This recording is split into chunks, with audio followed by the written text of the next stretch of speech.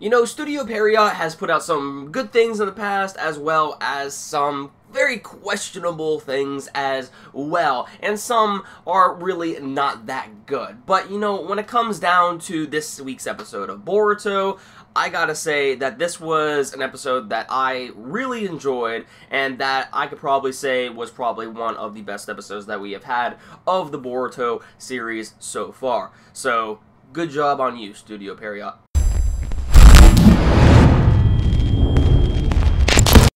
Now, I have no idea if there was a different director that took place in this episode, you know, to oversee everything, because, you know, throughout, you know, anime, usually there are several director changes. However, we're only into the 37th episode of Boruto, and I can only see a director change for a given episode if, you know, we progress further along in the series, but you never know. Usually there are, you know, certain director changes that happen throughout the series as it goes on. So I don't really know if we had a different director for these past two episodes of Boruto, but all I gotta say is that, you know, this episode in general was probably one of the better episodes of the Boruto series that we have had so far. Because that's how much I enjoyed it. I thought that the directing was nice. It brought back a lot of nostalgia. Kakashi, I mean, Kakashi saved this, you know, these two episodes for me when it came down to Boruto. I mean, just seeing my boy Kakashi back in this scene, you know, just how he's been included in these past few episodes of Boruto, seeing his savagery back at it again, and how much nostalgia, actually, he brought back into, you know, the series through his dialogue choices. Especially when Kakashi says one of the most iconic speeches that was from the original part 1 of Boruto, and that is that those who break the laws are scum, but those who abandon their comrades are worse than scum.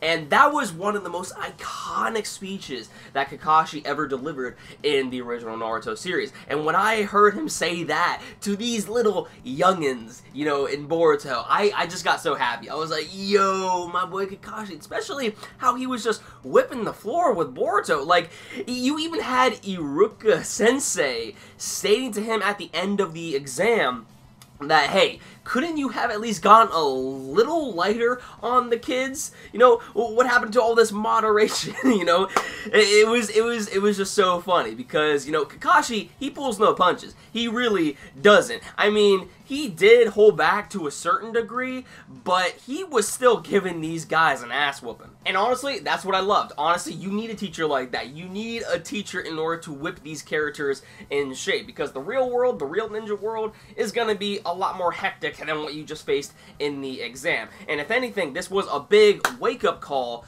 to Boruto, because throughout the entire series of Boruto that we have seen so far, Boruto has kind of, in a way, acted like his dad, in a sense. Very arrogant. Well, see, Boruto was definitely a lot more arrogant than Naruto was. Naruto was just kind of ignorant in some senses, but ignorant, arrogant, kind of like the same thing. But when it comes down to Boruto, Boruto's just stubborn. And this is definitely the biggest wake-up call that, you know, he has ever received. You know, just Kakashi expressing to him that, hey, the real world sucks, you know, you have no idea what it takes to be a ninja, you know, you do not want to underestimate ninja whatsoever. You cannot just simply, you know, become someone, become the title of a ninja with the flick of a finger. You just can't have those expectations. And he basically, you know, showed him that exactly what his comrades all getting, you know, injured by,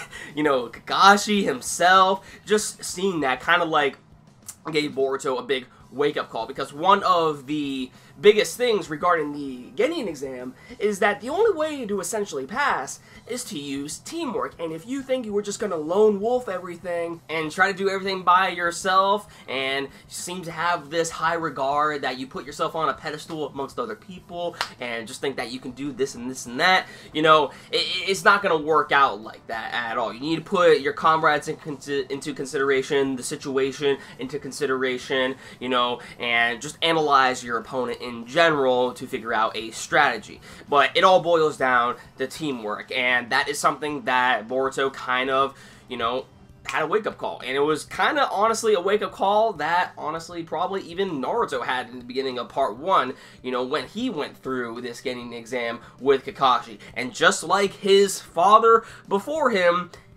he necessarily did not get the bell whatsoever. But that is what was the motivating factor for this exam. It was to grab the bell. But it was all based around teamwork, and that is something that the teachers wanted the rest of the students to figure out, not just go at it for themselves. You know, they needed to use teamwork in order to grab the bell. But Kakashi, you know how he is, he's just like, at the end of the exam, you know what, you probably wouldn't be able to even get this, even if hell frozen over. But you all pass. You all pass, because at the end of the day, they did what they could, and they all used teamwork. And they did a pretty good job at showcasing what they were doing. They even used a sealing jutsu on Kakashi, but, you know, he broke out of it eventually. But all of these things that were included, you know, memories from part 1 that I had with Naruto, as well as new things that these characters were doing, even though I probably don't care as much about these characters as I do of the original cast of characters in Naruto, it was still very interesting and very entertaining to watch. And look what happened at the end of the day. Eventually everyone earned, you know, the title of Genin. They now wear the headband. And that last shot of Boruto, I really, really liked how he finally, you know, realizes that, you know, through all the hard work he has gone through, it kind of, you know, paid off in a sense. What I really hope, though, is because this episode was technically the wake-up call for Boruto. You know, Kakashi took him out of this, you know, arrogant and stubborn, like, personality in this episode. I really hope that that doesn't continue throughout the remaining, you know, episodes of Boruto. You know, he's still probably going to have that same little, you know, quirky personality just like his father and whatnot, but in terms of his overall stubbornness, I really hope that breaks away from him, and I really hope we get a moment with Boruto and his father later on. Speaking about that, we actually do see something like that in the Boruto movie, if you guys are familiar with, and if you haven't heard the news already, pretty much we recently got news that the Boruto anime series by Studio Period will actually be adapting the Boruto anime, and it will be included with original concepts, original storyboards that were actually done by Masashi Kishimoto.